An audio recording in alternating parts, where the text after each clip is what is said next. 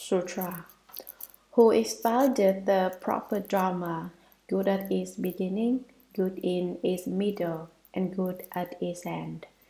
Its meaning profound and far-reaching, its words clever and subtle, pure and unadulterated, complete with the marks of pure, wide Brahman conduct. To those who thought to be sound hearers, he responded with the drama of the Four Truths, by which one crosses over birth, aging, sickness, and death, to the ultimate nirvana. To those who sought to be Pratyeka Buddhas, he responded with the drama of the 12 conditioned causes.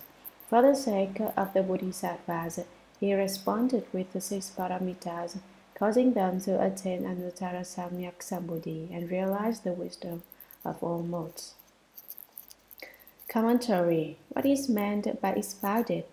It means to speak in an unfixed manner. When expounding, one must have spirit and express the spirit of the doctrine, the essential points of the Dharma. There is nothing fixed about the way it is done. You should expound the Dharma in accord with the person you are speaking to. To those of an elevated nature, you should speak of the principle of the nature, that is, talk about the principle of the self-nature, saying, the self-nature is present with everyone, but people are unable to understand the self-nature. To those who are intelligent, speak about the principle of the self-nature. To average people, you should speak logically, speak of worldly dramas, even science and philosophy. To the most stupid people, you should speak about cause and effect, as it is most appropriate for those without much wisdom. Therefore, in expounding the proper Dharma, there is nothing fixed. There are 4 methods to be applied in the art of expounding the Dharma. The first is called opening, that is, introducing a certain doctrine to people. The second is called closing. This means that you must bring to a conclusion the topic you have introduced. If you just open it and don't close it, then you have a beginning but not an end. If you just close it but don't open it, then you have an end but not a beginning. But just opening and closing it is still not enough. You must turn it. Keep on talking until everyone is wrapped with attention, and then you turn off into another direction. Perhaps people are not paying close attention. They find your speech flat and dull, and their doors off. So you use a clever method, perhaps tell a story or something interesting to get their attention. Finally, you intercept, that is, you again return to the main point. So when you lecture, you should have an opening, closing, turning, and intercepting. The voice should have 4 qualities. The first is to speak in a low voice. For example, one disciple speaks with this technique very softly. If you didn't pay close attention, you wouldn't even hear him. So you pay attention. But if one pays attention like that for too long, one gets tired. The mind will wander and the sentences will drift off. And after a while, one will just quit listening. At that time, you should raise your voice and speak louder. When people hear that you have raised your voice, they figure there is an argument taking place, and so they don't want to listen. Then you should stop suddenly. You quit speaking, and when they hear nothing, they will pay attention again. When you have regained their attention, you can continue speaking. If you really know how to use your voice, then even if people don't want to listen to you, they will have no choice. These principles are involved in expounding the Dharma. Now the Buddha has expounded the proper Dharma, good at its beginning, good in its middle, and good at its end. What is meant by good at its beginning? From the time Shakyamuni Buddha first produced the Bodhi, heart up until the time he left home is called the beginning. Good at its beginning. After he left home, he cultivated all manner of better practices, and this is good in its middle. After becoming a Buddha, he spoke the Dharma for 49 years in over 300 Dharma assemblies until the time came when he entered Nirvana, and this is called good at its end. You could also say that good at its beginning refers to the time when Shakyamuni Buddha was a common person, just like you and me and all living beings.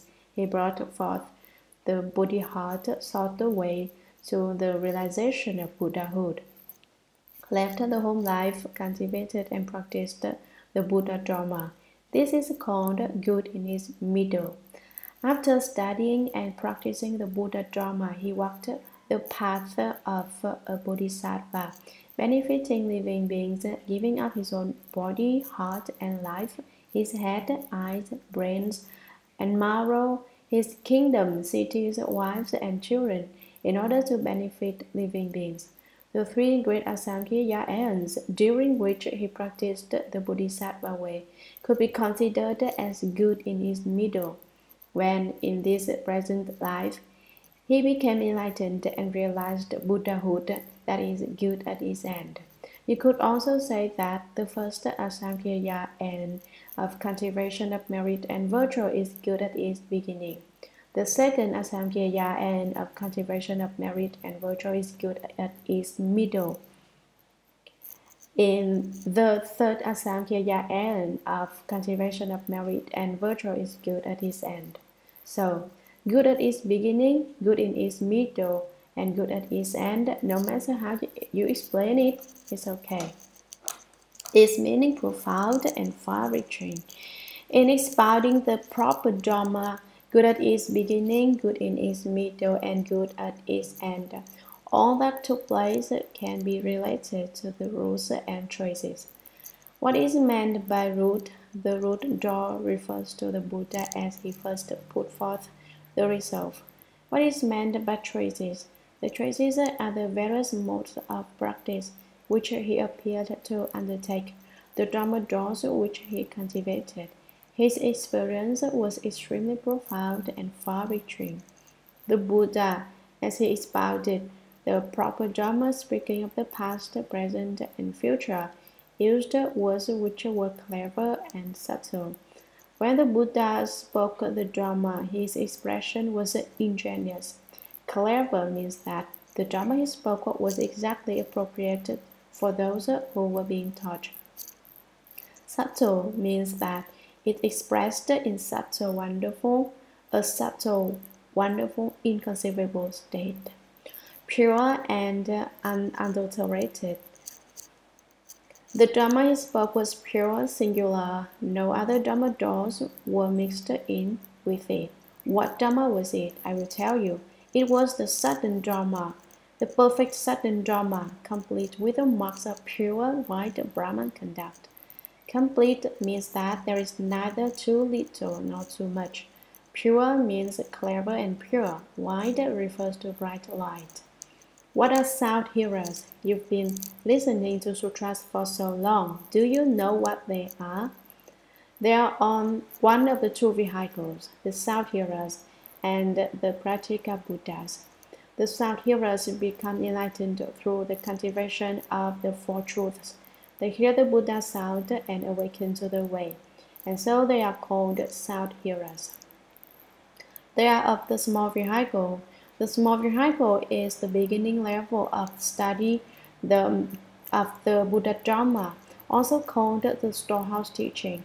From the storehouse teaching, studying more deeply, one gradually progresses through the Vaipulya and the Prana teaching, turning from the small towards the great, entering the great vehicle Dharma door. The sound hearers cultivate the Dharma of the Four Truths, suffering, origination, extinction, and the way. The Four Truths was the first Dharma which the Buddha taught. He taught it to the 5 bhikshus who, upon hearing this Dharma door, became enlightened. That is why they are called sound hearers. They heard the sound of the Buddha's voice and awakened to the way, by which one crosses over birth, aging, sickness, and death. They have been delivered from the sufferings of birth, old age, sickness, and death. They have separated from birth and death, ended birth, and cast off death. To the ultimate nirvana. They obtain the ultimate nirvana without residue. It is said, they've done what they had to do. Their Brahma conduct has been established. They undergo no further becoming. They've already done the work they were supposed to do and succeeded in their cultivation of pure Brahman conduct. They don't have to undergo birth and death again. That's the sound hearers. The 12 conditioned causes, also known as the 12 links of causation, ignorance, which conditions actions, actions which conditions consciousness, which conditions name and form, which conditions the six sense organs, which conditions contact, which conditions feeling, which conditions craving, which conditions grasping, which conditions becoming, which conditions birth, which conditions old age and death. Ignorance and activity are the limbs which are able to lead forth, because they draw out the following conditions. Consciousness, name and form, the six sense organs, contact and feeling are the limbs which are led forth. Craving, grasping, and becoming are the limbs which are able to produce. Birth, old age, and death are the limbs which are produced. The 12 conditioned causes can be put together with the 4 truths as follows. The first 7 of the 12 limbs, the limbs which are able to lead forth, and the limbs which are led forth, belong to the truth of suffering. The following 5 limbs, the limbs which are able to produce and the limbs which are produced, belong to the truth of origination. The extinction of ignorance and so forth, up to the extinction of old age and death, belongs to the truth of extinction. In the contemplation of the 12 conditioned causes, one uses a kind of wisdom, and this wisdom belongs to the truth of the way. For the sake of the Bodhisattvas, he rightly taught the Dharma for the 6 paramitas. The 6 paramitas are cultivated by Bodhisattvas, and the 12 conditioned causes are cultivated by those enlightened conditions, the Pratyeka Buddhas. Pratyeka Buddha is a term which may be interpreted as enlightened conditions or as solitarily enlightened. When they are born in the period when a Buddha is in the world, they cultivate the 12 conditioned causes and become enlightened, and certify to the fruit. In that case, they are known as those enlightened conditions. If they cultivate at a time when there is no Buddha in the world, they cultivate the 12 conditioned causes, and in stillness, contemplating the merit things, they attain them all. In the deep mountain valleys, in the caves, and on the cliffs, in the spring, they see the 10,000 things begin to grow. The brooks bubble as they flow. The 10,000 things are flourishing. Another year has gone by, and they realize that their lifespans have decreased another year. If they don't hurry and realize the way, how meaningless it will all have been. So it is that in the mountains they put forth the intense effort and apply themselves to their cultivation. When they first begin meditating, I tell you their legs hurt too, but they bear the pain, they bear what others cannot bear, and sit all day without moving. They sit in dhyana all day investigating. What is ignorance anyway? Where does ignorance come from? They investigate the 12 conditioned causes. From ignorance, karmic activity arose and karma was created. After karmic activity came consciousness and then name and form.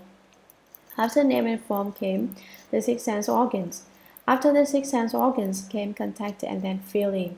Craving followed feeling, and grasping followed craving. Becoming followed grasping, and birth followed becoming, and old age followed birth. They investigate it coming and going, back and forth, and all of a sudden they become enlightened. They know that originally their nostrils are pointing down. Although it appeared that they were facing downwards, they didn't know for sure whether or not they faced up or down. Now they know. Ultimately, do your nostrils face up or down? That is the question. You can ask yourself about your nostrils. So, they become enlightened and they know that hair grows on the tops of their heads. How strange! They also know that the body is constantly oozing filth from 9 orifices and that it will eventually decay and become extinct. At that time, they completely understand and enlightened to the continual cycle of production and extinction of all dharmas. They certify to the fruit and are called solitarily enlightened ones. Solitary refers to their being born at the time when there is no Buddha in the world.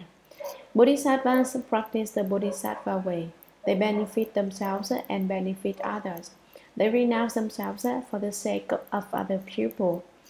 Their hells are a place of great suffering, and everyone knows that it is no fun to fall into their hells. The Bodhisattvas see the living beings suffering in their hells, and they run off to their hells to suffer along with them. What's the use of suffering along with living beings in their hells, you might wonder. What benefit is to be gained from doing that? This is of no benefit to the Bodhisattvas themselves, but when they get there, they speak the Dharma to the living beings and cause them to bring forth the Bodhi heart. Once they have done so, they will be able to leave suffering and attain bliss. So, the Bodhisattvas are not afraid of undergoing any form of bitterness as they teach and transform living beings. Don't think that Bodhisattvas are very comfortable. Many of them are very uncomfortable.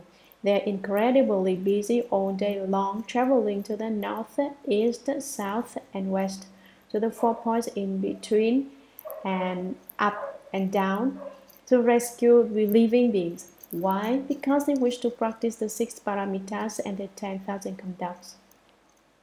They want to establish merit and virtue. To rescue a single person is the same as rescuing one living being within their own self-nature. If they do not cross that person over, then a living being in their self-nature remains to be saved.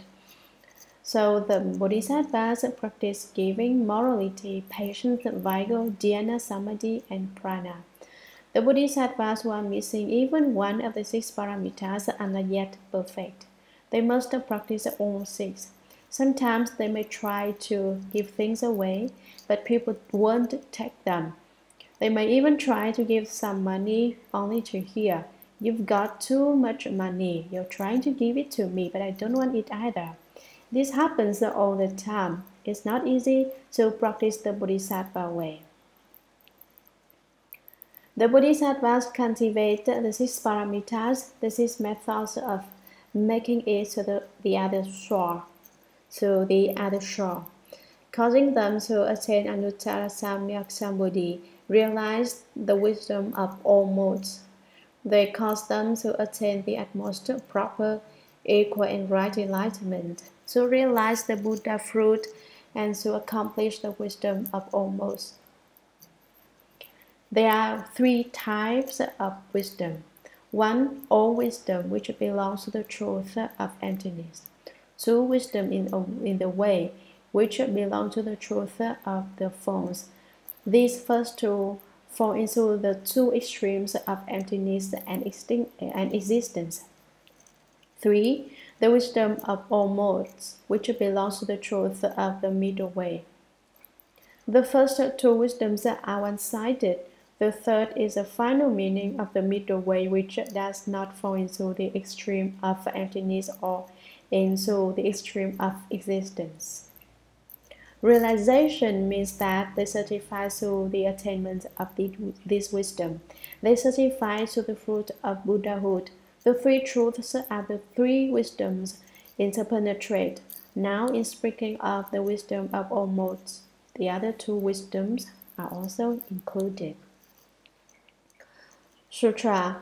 Then there was another Buddha, also named Brightness of Sun Moon Lamp, and then another Buddha, also named Brightness of Sun Moon Lamp, and so forth for 20,000 Buddhas, all of the same name, Brightness of the Sun Moon Lamp, and also of the same surname, Bharadvaja, Maitreya. It should be known that all of those Buddhas from the first to the last had the same name, Brightness of Sun Moon Lamp, and were complete with the 10 titles, and that the Dharma they spoke was good at its beginning, middle, and end. Commentary. Previously, in explaining the passage, good at its beginning, good in its middle, and good at its end, I spoke of Shakyamuni Buddha. Actually, the analogy applies not only to Shakyamuni Buddha but to all the Buddhas in the 10 directions throughout the 3 periods of time. The sutra text itself speaks about Buddha by the name of Sun Moon Lamp Brightness, who spoke the Dharma good at its beginning, middle, and end.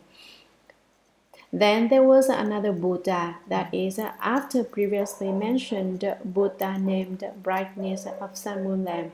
There was yet another Buddha, also named Brightness of Sun Moon Lamp, and then after another Buddha, also named Brightness of Sun Moon Lamp. Later, after the second Buddha, by the name of Brightness of Sun Moon Lamp, yet another Buddha appeared, and he didn't take a different name. He was also of the same name. Why did he take that name? Because it has the brightness and all wisdom, and also samadhi power and morality. The name carries the meaning of morality, samadhi, and wisdom, all of the 3 non-outflow studies. If you have morality, you will not flow out, and that's a non-outflow. If you have wisdom, you will not flow out, and that's also a non-outflow. If you have samadhi, you will flow out even less. You will obtain the state of non-outflow, the perfection of the 3 non-outflow studies. The Buddha liked this name, and so the first, second, and third Buddhas all have the same name, and not only the third, but and so forth for 20,000 Buddhas. Every one of them had the same name. The name sounded very fine, and so 20,000 Buddhas like it, and also the same surname. Not only did they have the same first names, their last names were the same too. What were they? They were Bharadvaja, a Sanskrit word which means rapid, because they become Buddhas very quickly. If you had that name, you probably would realize Buddhahood very quickly too. Pity you don't, and so you're very slow. The word Bharadvaja may also be interpreted as sharp-rooted, because they were extremely intelligent and wise. Where did their wisdom and intelligence come from? It comes from the cultivation of all manner of Dharma doors. They studied the sutras, they read and recited the great vehicle writings, and so their name means sharp-rooted.